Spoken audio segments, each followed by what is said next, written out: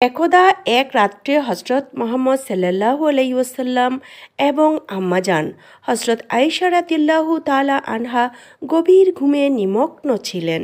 মধ্যরাতে হঠাৎ করে ফেরেশতা হজরত জিবরিল আলাইহিসসালাম সেখানে এসে উপস্থিত হলেন এবং বললেন, হে আল্লাহর হাবিব, উঠুন। ফেরেশতা হজরত জিবরিল আলাইহিসসালামের আহ্বানে বিশ্বনবী ঘুম থেকে জাগ্রত হলেন। তখন ফেরেশতা হজরত জিবরিল আলাইহিসসালাম বললেন, মহান আল্লাহ রাব্বুল আলামিন তার রহমতের এবং মাগফিরাতের ৩০০টি দরজা খুলে দিয়েছেন। উক্ত কথাটি বলেই ফেরেশতা হজরত জিবরিল আলাইহিসসালাম সেখান থেকে অদৃশ্য হয়ে গেলেন। তখন হজরত মুহাম্মদ সাল্লাল্লাহু আলাইহি ওয়াসাল্লাম দেখলেন আম্মাজান আয়েশা রাদিয়াল্লাহু তাআলা আনহা তখনও ঘুমিয়েই আছেন। তাই বিশ্বনবী আম্মাজান আয়েশা রাদিয়াল্লাহু তাআলা আনহাকে কিছু না বলেই ঘর থেকে বের হয়ে গেলেন। বেশ কিছুক্ষণ পর হজরত আয়েশা রাদিয়াল্লাহু তাআলা আনহার ঘুম ভেঙে গেল।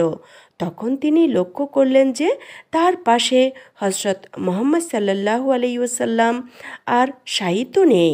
অতঃপর হজরত আয়েশা রাদিয়াল্লাহু তাআলা আনহা ঘরের ভেতর হজরত মুহাম্মদ সাল্লাল্লাহু আলাইহি ওয়াসাল্লামকে তালাশ করতে লাগলেন। ঘরের ভিতর নবীজিকে কোথাও না পেয়ে আম্মাজান আয়েশা রাদিয়াল্লাহু তাআলা আনহা ঘর থেকে বের হয়ে নবীজি হজরত মুহাম্মদ সাল্লাল্লাহু আলাইহি ওয়াসাল্লামের অন্যান্য বিবিদের ঘরে গিয়ে বিশ্বনবী হজরত মুহাম্মদ সাল্লাল্লাহু আলাইহি ওয়াসাল্লামের খোঁজ করতে লাগলেন।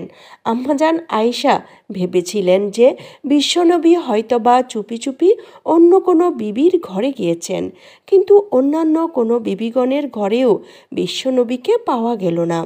অতঃপর হজরত আয়েশা রাদিয়াল্লাহু তাআলা আনহা সোজা হজরত ফাতেমা রাদিয়াল্লাহু তাআলা আনহায়ের বাড়িতে গেলেন বিশ্বনবীকে খোঁজার জন্য। হজরত আয়েশা রাদিয়াল্লাহু তাআলা আনহা ফাতেমা রাদিয়াল্লাহু তাআলা আনহাকে বললেন, হে ফাতেমা, তোমার আব্বাজানকে কোথাও খুঁজে পাচ্ছি না, তোমার বাড়িতে তোমার আব্বাজান এসেছে নাকি? তখন হজরত ফাতেমা রাদিয়াল্লাহু তাআলা আনহা বললেন, না, এখানে তো আমার আব্বাজান আসেননি। তখন হজরত আলী রাদিয়াল্লাহু তাআলা আনহু নবীজিকে খোঁজ করার জন্য বের হয়ে গেলেন। আলী রাদিয়াল্লাহু তাআলা আনহু এর সাথে সাথে হজরত হাসান রাদিয়াল্লাহু তাআলা আনহু এবং হুসাইন রাদিয়াল্লাহু তাআলা আনহু, হজরত ফাতেমা রাদিয়াল্লাহু তাআলা আনহা এবং আম্মাজান আয়েশা রাদিয়াল্লাহু তাআলা আনহা বের হয়ে গেলেন। সবাই মিলে খুঁজতে খুঁজতে মসজিদে এসে দেখলেন সেখানেও বিশ্বনবী নেই। তখন আম্মাজান আয়েশা রাদিয়াল্লাহু তাআলা আনহা বললেন, নবীজির অন্যান্য বিবিগণের ঘরে তালাশ করলাম, কিন্তু নবীজি সেখানে নেই। আল্লাহর ঘর মসজিদে এসেও নবীজি সাল্লাল্লাহু আলাইহি ওয়াসাল্লামকে তালাশ করলাম, কিন্তু এখানেও নবীজি নেই। তাহলে কোথায় গেলে আমার প্রাণের নবীকে পাওয়া যাবে? তখন হজরত আলী রাদিয়াল্লাহু তাআলা আনহু বললেন, যেহেতু নবীজিকে মসজিদে পাওয়া গেল না, তাহলে নবীজি হজরত মুহাম্মদ সাল্লাল্লাহু আলাইহি ওয়াসাল্লামকে কবরস্থান জান্নাতুল বাকিতে পাওয়া যেতে পারে। হজরত আলীর কথা শুনে সবাই মিলে জান্নাতুল বাকিতে এসে দেখলেন যে বিশ্বনবী সিজদায় পড়ে রয়েছেন এবং সেই সিজদার নূর ও বিশ্বনবী হজরত মুহাম্মদ সাল্লাল্লাহু আলাইহি ওয়াসাল্লামের চেহারা নূরে জান্নাতুল বাকির কবরস্থান আলোয় আলোকিত হয়ে রয়েছে। অতঃপর হজরত ফাতেমা রাদিয়াল্লাহু তাআলা আনহা বিশ্বনবী হজরত মুহাম্মদ সাল্লাল্লাহু আলাইহি ওয়াসাল্লামের মাথার কাছে এসে উপস্থিত হলেন এবং বললেন, আব্বা গো, আপনার উপর কি কোনো ওহী নাজিল হচ্ছে, নাকি আপনি কোনো শত্রুর ধাওয়াকে এখানে এসে আত্মগোপন করেছেন? তখন বিশ্বনবী হজরত মুহাম্মদ সাল্লাল্লাহু আলাইহি ওয়াসাল্লাম সেজদা থেকে মাথা উঠিয়ে ফাতেমা রাদিয়াল্লাহু তাআলা আনহাকে বললেন, হে ফাতেমা, আমার উপর কোনো ওহী নাজিল হচ্ছে না এবং আমি কোনো শত্রুর ধাওয়াকেও এখানে এসে আত্মগোপন করিনি। হে ফাতেমা, জিবরিল আলাইহিসসালাম এসে আমাকে বলে গিয়েছে আজকের রাতে নাকি মহান আল্লাহ রাব্বুল আলামিন তার রহমত এবং মাগফিরাতের 300টি দরজা খুলে দিয়েছেন। হে ফাতেমা, আজকের রাত এমন একটি রাত যে রাতে বান্দার ভাগ্য নির্ধারণ করা হয়, যে রাতে মহান আল্লাহ রাব্বুল আলামিন বান্দাদেরকে ক্ষমা করে দেন। এটা হলো অর্ধ শাবানের রাত, শাবানের 14 তারিখের দিবাগত রাত। আল্লাহ তাআলা অর্ধ শাবানের রাতে তার বান্দার প্রতি মনোযোগ দেন এবং ক্ষমা প্রার্থনাকারীদের ক্ষমা করে দেন এবং অনুগ্রহ প্রার্থীদের অনুগ্রহ করেন, আর বিদ্বেষ পোষণকারীদের ছেড়ে দেন তাদের অবস্থাতেই। হে ফাতেমা, আমি সেজদায় পড়ে জান্নাতুল বাকিতে যারা শায়িত আছে তাদের জন্য মহান আল্লাহ রাব্বুল আলামিনের দরবারে দোয়া প্রার্থনা করছি, কেননা আমি যা জানি তোমরা তা জানো না, আমি যা দেখি তোমরা তা দেখো না। আমি রাসূল যখন কবরের কাছে এসে দাঁড়াই, কবরের ব্যক্তিদের সঙ্গে মহান আল্লাহ তাআলা কীরূপ আচরণ করে তোমরা দিনের বেলা যেমন সব কিছু স্পষ্ট দেখতে পাও, আমি কবরের আযাব ঠিক তেমনি স্পষ্টভাবে দেখতে পাই। ফাতেমা, আমি জান্নাতুল বাকিতে চলে আসছি আমার সাহাবীদের জন্য মহান আল্লাহ রাব্বুল আলামিনের দরবারে মাগফিরাত কামনা করতে। মহান আল্লাহ রাব্বুল আলামিন যেন এদেরকে জাহান্নামের কঠিন আযাব থেকে নাজাত দান করেন। সুবহানাল্লাহ। এমনিভাবে আরেকবারের ঘটনা। এক রাতে হযরত মুহাম্মদ সাল্লাল্লাহু আলাইহি ওয়াসাল্লাম নামাজে দাঁড়ালেন এবং এত দীর্ঘ সেজদা করলেন যে হযরত আয়েশা রাদিয়াল্লাহু তাআলা আনহা ধারণা করলেন যে বিশ্বনবী হয়তোবা পরলোক গমন করেছেন। তখন হযরত আয়েশা রাদিয়াল্লাহু তাআলা আনহা বিশ্বনবীর বৃদ্ধাঙ্গুলে নাড়া দিলেন। তখন নবীজির বৃদ্ধাঙ্গুলি নড়ে উঠল। তখন আম্মাজান আয়েশা নিশ্চিত হলেন। অতঃপর হযরত মুহাম্মদ সাল্লাল্লাহু আলাইহি ওয়াসাল্লাম যখন সেজদা থেকে উঠলেন এবং হযরত মুহাম্মদ সাল্লাল্লাহু আলাইহি ওয়াসাল্লামের নামাজ শেষ করলেন, তখন হযরত মুহাম্মদ সাল্লাল্লাহু আলাইহি ওয়াসাল্লাম হযরত আয়েশা রাদিয়াল্লাহু তাআলা আনহাকে লক্ষ্য করে বললেন, হে আয়েশা, তোমার কি এই আশঙ্কা হয়েছে যে আল্লাহর রাসূল তোমার হক নষ্ট করবেন? উত্তরে হযরত আয়েশা রাদিয়াল্লাহু তাআলা আনহা বললেন, না ইয়া রাসূলুল্লাহ, আপনার দীর্ঘ সেজদা থেকে আমার এই আশঙ্কা হয়েছিল যে আপনি মৃত্যুবরণ করেছেন কিনা। হযরত মুহাম্মদ সাল্লাল্লাহু আলাইহি ওয়াসাল্লাম তখন হযরত আয়েশা রাদিয়াল্লাহু তাআলা আনহাকে জিজ্ঞেস করলেন, হে আয়েশা, তুমি কি জানো এটা কোন রাত? উত্তরে হযরত আয়েশা রাদিয়াল্লাহু তাআলা আনহা বললেন, আল্লাহ ও তার রাসূলই ভালো জানেন। অতঃপর হযরত মুহাম্মদ সাল্লাল্লাহু আলাইহি ওয়াসাল্লাম ইরশাদ করলেন, হে আয়েশা, এটা হলো অর্ধ শাবানের রাত, শাবানের 14 তারিখের দিবাগত রাত। আল্লাহ তাআলা অর্ধ শাবানের রাতে তার বান্দার প্রতি মনোযোগ দেন এবং ক্ষমা প্রার্থনাকারীদের ক্ষমা করে দেন এবং অনুগ্রহ প্রার্থনাকারীদের অনুগ্রহ করেন, আর বিদ্বেষ পোষণকারীদের ছেড়ে দেন তাদের অবস্থাতেই। প্রিয় দর্শক, এই হাদিস থেকে আমরা এটাই শিক্ষা পাই যে শবে বরাতের রাতে 1. কোরআন তেলাওয়াত করা, 2. নবীজি সাল্লাল্লাহু আলাইহি ওয়াসাল্লামের প্রতি দরুদ শরীফ পাঠ করা, 3. ইস্তেগফার পড়া বা ক্ষমা প্রার্থনা করা, 4. একনিষ্ঠ মনে আল্লাহ তাআলার কাছে দোয়া করা, 5. রাতের কিছু সময় ঘুমানো, এমন যেন না হয় যে সারা রাতের দীর্ঘ ইবাদতের ফলে ক্লান্তিতে ফজরের নামাজের জামায়াত ছুটে যায়। 6. পরদিন রোজা পালন করা, কেননা ইবনে মাজহার হাদিসে এসেছে, হযরত আলী ইবনে আবু তালেব রাদিয়াল্লাহু তাআলা আনহু থেকে বর্ণিত, রাসূলুল্লাহ সাল্লাল্লাহু আলাইহি ওয়াসাল্লাম বলেছেন, 15 শাবানের রাত 14 তারিখ দিবাগত রাত যখন আসে তখন তোমরা এই রাতটি ইবাদত বন্দেগীতে কাটিয়ে দাও এবং দিনের বেলায় রোজা রাখো, কেননা এই রাতে সূর্যাস্তের পর আল্লাহ তাআলা প্রথম আসমানে আসেন এবং বলেন, কোনো ক্ষমা প্রার্থী আছো কি? আমি তাকে ক্ষমা করে দেব। আছে কি কোনো রিজিক প্রার্থী? আমি তাকে রিজিক দেব। এভাবে সুফে সাদিক পর্যন্ত আল্লাহ তাআলা তার বান্দাদেরকে ডাকতে থাকেন। অনুরূপভাবে আরেকটি বর্ণনায় পাওয়া যায় যে এক রাতে বিশ্বনবী এবং আম্মাজান আয়েশা রাদিয়াল্লাহু তাআলা আনহা ঘুমিয়েছিলেন। বিশ্বনবী যখন বুঝতে পারলেন আয়েশা রাদিয়াল্লাহু তাআলা আনহা ঘুমিয়ে গেছেন, তখন তিনি সাবধানে একা বাইরে বেরিয়ে গেলেন। আয়েশা রাদিয়াল্লাহু তাআলা আনহা ঘুমাননি, এতক্ষণ ঘুমের ভান করে শুয়েছিলেন। আয়েশা রাদিয়াল্লাহু তাআলা আনহা ভাবলেন তার অগোচরে রাসূল সাল্লাল্লাহু আলাইহি ওয়াসাল্লাম কোথায় যান সেটাই দেখবেন। তাই কৌতূহলবশত আম্মাজান আয়েশা রাদিয়াল্লাহু তাআলা আনহা হযরত মুহাম্মদ সাল্লাল্লাহু আলাইহি ওয়াসাল্লামের পিছু নিলেন। হযরত মুহাম্মদ সাল্লাল্লাহু আলাইহি ওয়াসাল্লাম এগিয়ে চলেছেন। চলতে চলতে তিনি মসজিদের নববী থেকে একটু দূরে অসংখ্য সাহাবীর কবরস্থান বাকিতে এসে পৌঁছালেন। বাকিতে পৌঁছে আল্লাহর রাসূল সাল্লাল্লাহু আলাইহি ওয়াসাল্লাম বেশ কিছুক্ষণ নীরবে দাঁড়িয়ে রইলেন। কিছুক্ষণ পর আকাশের দিকে তাকিয়ে দুহাত তুলে দোয়া করলেন। অদূরে দাঁড়িয়ে আম্মাজান আয়েশা রাদিয়াল্লাহু তাআলা আনহা সব কিছু দেখছিলেন। আয়েশা রাদিয়াল্লাহু তাআলা আনহা যখন দেখলেন বিশ্বনবী মৃত সাহাবীদের জন্য মহান আল্লাহ রাব্বুল আলামিনের দরবারে দোয়া করছেন, তখন তিনি লজ্জিত হলেন এবং রাসূলুল্লাহ সাল্লাল্লাহু আলাইহি ওয়াসাল্লাম যেন বুঝতে না পারে সেজন্য আয়েশা রাদিয়াল্লাহু তাআলা আনহা জলদি সেখান থেকে ঘরে এসে কাঁথা মুড়ি দিয়ে শুয়ে পড়লেন। কিছুক্ষণ পর হযরত মুহাম্মদ সাল্লাল্লাহু আলাইহি ওয়াসাল্লাম ঘরে এসে আয়েশা রাদিয়াল্লাহু তাআলা আনহার পাশে শুয়ে পড়লেন। শুয়েই বুঝতে পারলেন আয়েশা রাদিয়াল্লাহু তাআলা আনহা এর শ্বাস প্রশ্বাস অস্বাভাবিক, তার হৃদস্পন্দন বেড়ে গেছে, বুক দ্রুত বেগে ওঠানামা করছে। তখন রাসূলুল্লাহ সাল্লাল্লাহু আলাইহি ওয়াসাল্লাম দাঁড়িয়ে জিজ্ঞেস করলেন, কী হয়েছে আয়েশা?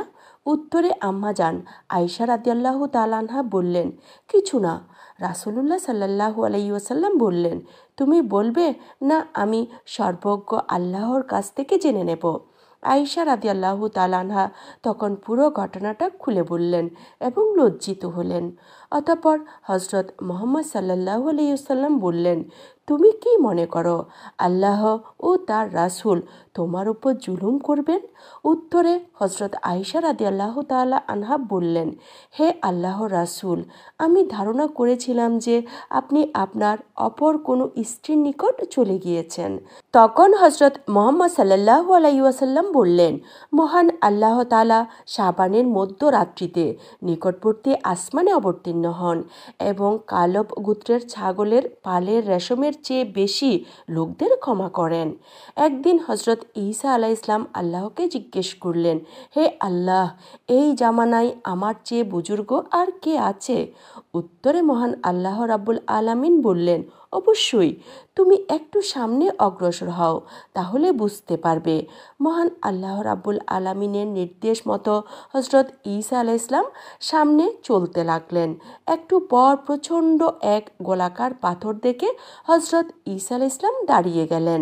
তখন গায়েব থেকে আওয়াজ আসলো, হে ঈসা, তোমার হাতের লাঠি দ্বারা পাথরটিকে আঘাত করো।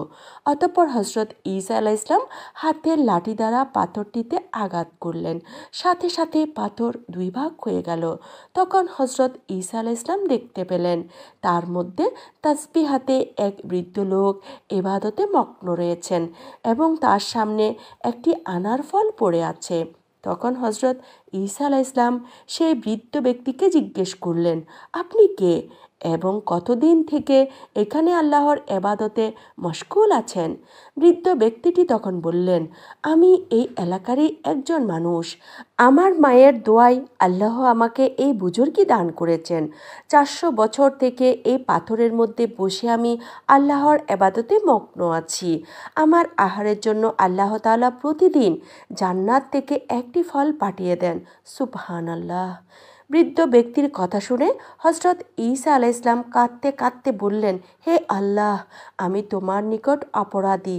আমি বুঝতে পেরেছি যে এই ব্যক্তি আমার চেয়েও বুজুর্গ এবং সম্মানী। তখন আল্লাহ বললেন, হে ঈসা, জেনে রাখো, শেষ জামানার নবীর উম্মতের মধ্যে যে ব্যক্তি শাবানের চাঁদের 15 তারিখ রাত্রিতে জেগে ইবাদত করবে এবং দিনে রোজা রাখবে, নিশ্চয়ই সে ব্যক্তি আমার নিকট এই বৃদ্ধের চেয়েও বেশি বুজুর্গ এবং প্রিয় হতে পারবে।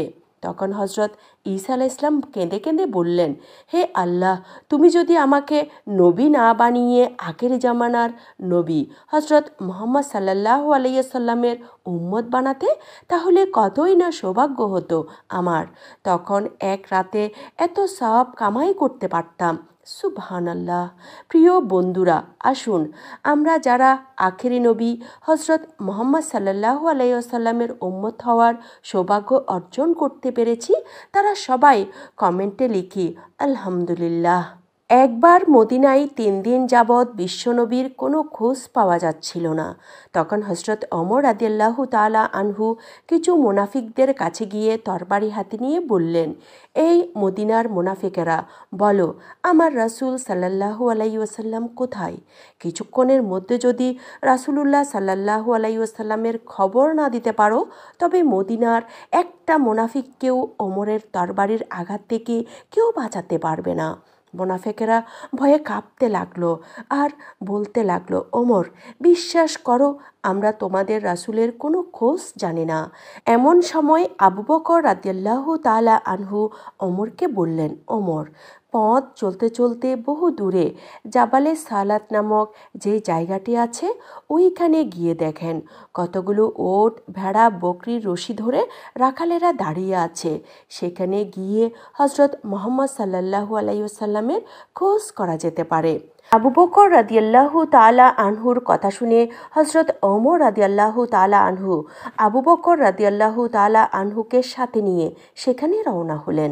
সেখানে উপস্থিত হয়ে আবু বকর রাদিয়াল্লাহু তাআলা আনহু রাখালদেরকে উদ্দেশ্য করে বললেন, হে রাখাল, এই পথ দিয়ে দিনে রাসূলকে যাইতে দেখেছ নাকি? রাখালেরা বলল, আজ 3 দিন পর্যন্ত ওই পাহাড়ের গুহায় একটা লোক উম্মতি উম্মতি বলে কাঁদছে। সেটা দেখে আমাদের উট, ভেড়া, বকরিগুলো ওই দিকে তাকিয়ে তাকিয়ে কান্দে। উটের বাচ্চা উটের দুধ খায় না, বকরির বাচ্চা বকরির দুধ খায় না, শুধু ওই পাহাড়ের দিকে তাকিয়ে কান্দে। এত করে পেটালাম, 3 দিনের ভেতরে একটা পশু ঘাসে মুখ লাগায়নি, বাড়ির দিকেও ফিরিয়ে নিতে পারছি না। দয়া করে ওই লোকটাকে বের করে নিয়ে যান।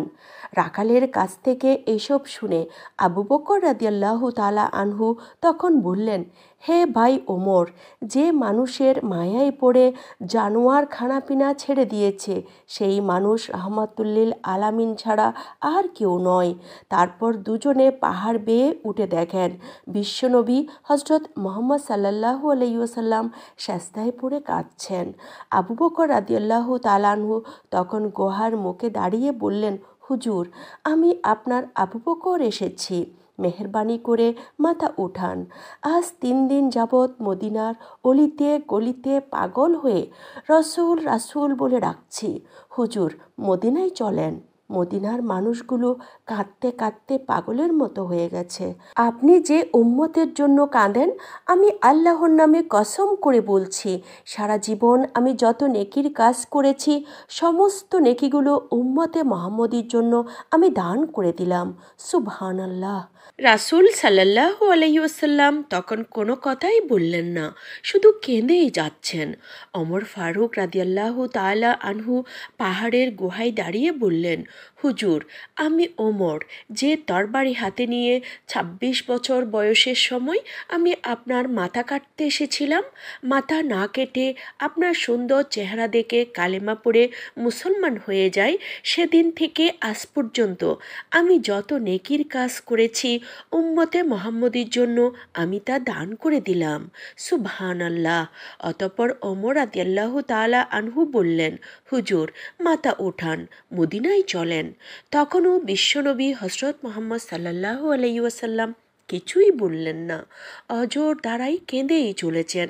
আবু বকর, ওমর ব্যর্থ হয়ে চলে আসলেন। আলী রাদিয়াল্লাহু তাআলা আনহুকে ছাড়া নবীকে পাহাড়ের গুহা থেকে বের করা যাবে না। আলী রাদিয়াল্লাহু তাআলা আনহু এসে ফাতেমা রাদিয়াল্লাহু তাআলা আনহাকে বললেন, ফাতেমা, রাসূলের খবর পাওয়া গেছে, রাসূল কাঁদছেন পাহাড়ের গুহায় সেজদায় পড়ে, ইয়া উম্মতি বলে। ফাতেমা রাদিয়াল্লাহু তাআলা আনহা হাসান এবং হুসাইন রাদিয়াল্লাহু তাআলা আনহুকে সাথে নিয়ে চললেন। ফাতেমা রাদিয়াল্লাহু তাআলা আনহা পাহাড় বেয়ে উপরে উঠে পাহাড়ের গুহায় দাঁড়িয়ে বললেন, আব্বা গো, কেমন করে আপনি আপনার মাকে ভুলে গেলেন? কোথাও সফরে যাওয়ার সময় আপনি শেষ বিদায় আমার কাছ থেকে নিতেন।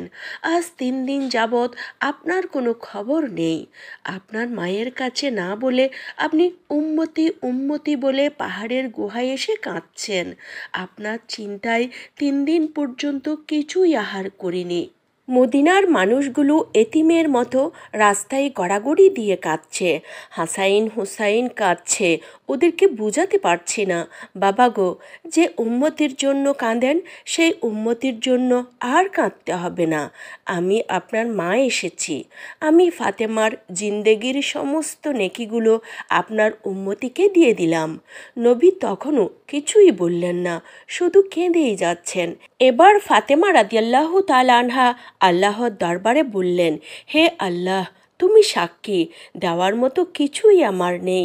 যে ছেলে দুইটি তুমি আমাকে দান করেছ, আমি তোমার নামে কসম করে বলছি, আমার কলিজার টুকরা হাসাইন হুসাইনকে বাবার উম্মতের জান্নাতের জন্য আমি কোরবানি করে দিলাম। সুবহানাল্লাহ। আল্লাহ পাক তখন হযরত জিবরিল আলাইহিস সালামকে ডাক দিয়ে বললেন, হে জিবরাইল, তুমি যাও, আমার বন্ধুর কাছে যাও, গিয়ে আমার সালাম দাও এবং আমার বন্ধুকে গিয়ে জানিয়ে দাও বন্ধু যেন আর না কাঁদে। ফাতেমার কোরবানি আমি কবুল করে নিয়েছি, আর বন্ধুর চোখের পানি আমি কবুল করেছি। আমি আজকে দেখলাম আমার বন্ধু উম্মতের জন্য কেমন দরদি। হাবিবকে জানিয়ে দাও ফাতেমাকে সঙ্গে করে মদিনায় চলে যাক। হাসরের কঠিন ময়দানে আমি ওয়াদা দিলাম, আমার হাবিবের কাছে জিজ্ঞাসা না করে আমি তার একটি উম্মতকেও জাহান্নামে দিব না। সুবহানাল্লাহ। মহান আল্লাহ পাকের নির্দেশ অনুযায়ী হজরত জিবরাইল আলাইহিস সালাম সেখানে উপস্থিত হলেন এবং হজরত মুহাম্মদ সাল্লাল্লাহু আলাইহি ওয়াসাল্লামকে সব কিছু জানিয়ে দিলেন। এবার হজরত মুহাম্মদ সাল্লাল্লাহু আলাইহি ওয়াসাল্লাম সেজদা থেকে মাথা উঠিয়ে বললেন, হে ফাতেমা, আমার ইচ্ছে ছিল আমি সেই পর্যন্ত কাঁদব যতক্ষণ না আমার আল্লাহ আমার ডাকে সাড়া দিয়ে বলবেন, বন্ধু, আর কাঁদতে হবে না, তোমার একটা গুনাহগার উম্মতকেও আমি জাহান্নামে দিব না। যতক্ষণ আল্লাহ এই ওয়াদা না করতেন আমি ততক্ষণ পর্যন্ত এভাবেই কাঁদতেই থাকতাম। সুবহানাল্লাহ।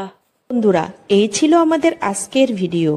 আমি ইসলামের ইতিহাস আর ঐতিহ্য জানতে এবং আপনাদেরকে জানাতে চেষ্টা করি এবং আরও চেষ্টা করি সর্বদা সত্য ইতিহাসগুলো আপনাদের সামনে তুলে ধরতে। তারপরেও আমার ভুল ত্রুটি থাকতেই পারে। বড় ধরনের কোনো ভুল যদি আপনাদের দৃষ্টিগোচর হয়, অনুগ্রহ করে কমেন্টের মাধ্যমে জানিয়ে দিলে কৃতজ্ঞ থাকব। আর ছোটোখাটো ভুলগুলোকে ক্ষমা সুন্দর দৃষ্টিতে দেখলে অনুপ্রাণিত হব। যদি ভালো লাগে একটি লাইক দিতে পারেন, প্রচারের স্বার্থে আলোচনাটি শেয়ার করতে পারেন এবং নিয়মিত এ ধরনের ভিডিও পেতে অনুগ্রহ করে চ্যানেলটি সাবস্ক্রাইব করতে পারেন। সবাই ভালো থাকুন, সুস্থ থাকুন, নিরাপদে থাকুন। আসসালামু আলাইকুম ওয়া রাহমাতুল্লাহি ওয়া বারাকাতুহু।